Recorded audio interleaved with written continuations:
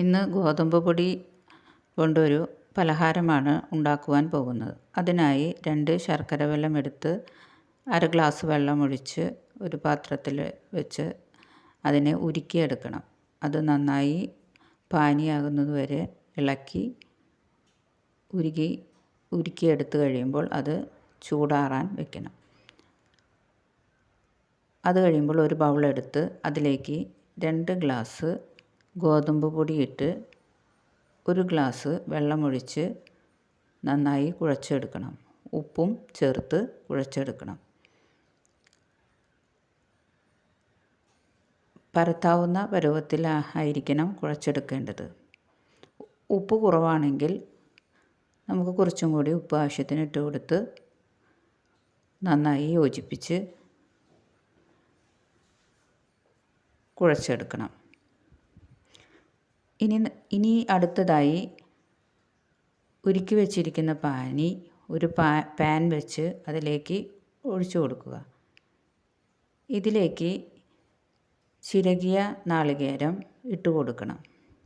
ഇത് നന്നായി ഇളക്കി യോജിപ്പിച്ച് വെള്ളമെല്ലാം വറ്റിച്ചെടുക്കണം. ഇങ്ങനെ വറ്റിച്ചെടുത്ത് കഴിയുമ്പോൾ അതിലേക്ക് കുറച്ച് ഏലക്കാപ്പൊടി, ഒരു 1/4 ടീസ്പൂൺ ഏലക്കാപ്പൊടി ഇട്ട് കൊടുക്കാവുന്നതാണ്. ഇനി നമ്മൾ ഒരു ഇലയിൽ ഇതുപോലെ കുഴച്ചു വച്ചിരിക്കുന്ന മാവിനെ പരത്തി എടുക്കണം. ഇങ്ങനെ പരത്തി എടുത്ത് കഴിയുമ്പോൾ അതൊരു പാത്രത്തിലേക്ക് വെച്ച് ഇതിൻ്റെ മുകളിലേക്കാണ് നമ്മൾ നാളികേരം ഇട്ട് കൊടുക്കുന്നത്. ഇതുപോലെ ഇട്ട് കൊടുത്ത് എല്ലാ സ്ഥലത്തും ഫില്ല് ചെയ്യണം.